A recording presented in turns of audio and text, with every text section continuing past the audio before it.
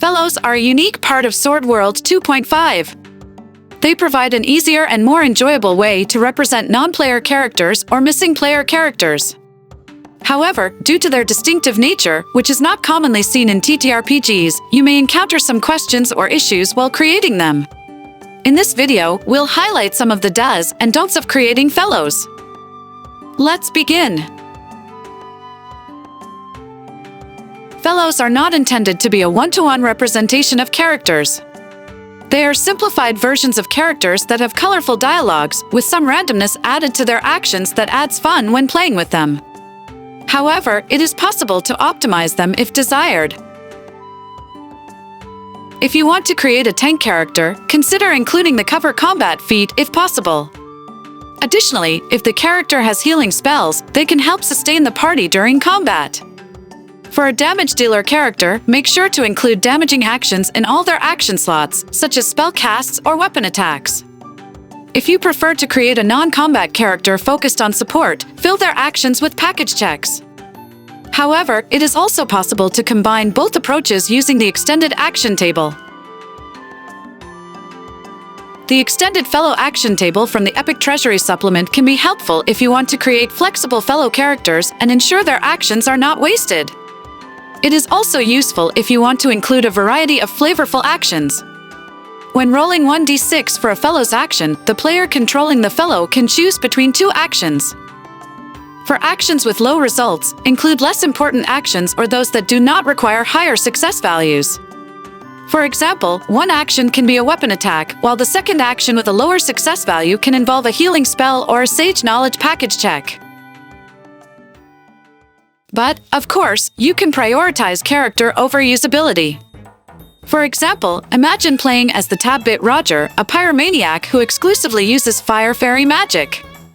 While it may be practical to include healing light fairy magic spells, you have the option to stay true to your character and fill all actions with only fire spells, adding appropriate dialogue to enhance the character. However, it is possible to find a balance between character and usability. But that doesn't mean you should only create fellows in those two extremes. You can create a mix of the two.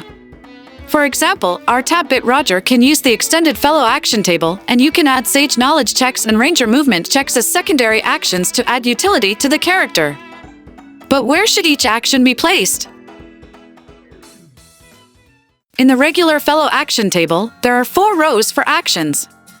The first row has a 33% chance of being selected, the second row also has a 33% chance, and the third and fourth rows each have a 17% chance.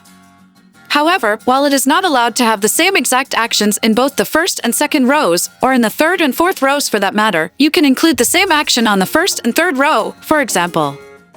This way, you can include one action with a 50% probability of being selected. You can use this to your advantage. For example, if you want your elf priest Mika to use Cure Wounds frequently, you should include it twice, once in the second row and once in the third row, each with a 50% probability. However, if Mika has meta magic targets, then while you cannot include actions with the same names, you can include actions with slightly different variations. For example, our elf Mika can have all 4 actions using Cure Wounds, but with one including meta magic targets and another without. This allows her to heal with a 100% success rate on any roll. Additionally, you can expand her actions using the extended table. Remember that fellows are intended to simplify characters. The use of summoning fairies, golems, or mounts is not possible within the framework of the fellows.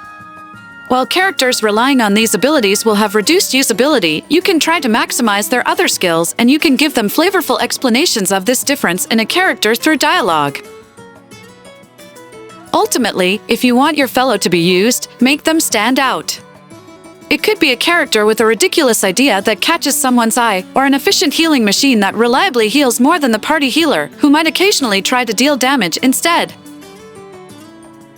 There are 2 main sources for public fellows. One is the inclusion of fellow data in the books, scenarios, and replays of Sword World 2.5, which you can use. Additionally, you can visit our Discord server and use the Fellows channel to find fellows created by the community or translated from books. Our server is also a place where you can ask questions about the game, find people to play with, or simply say hello.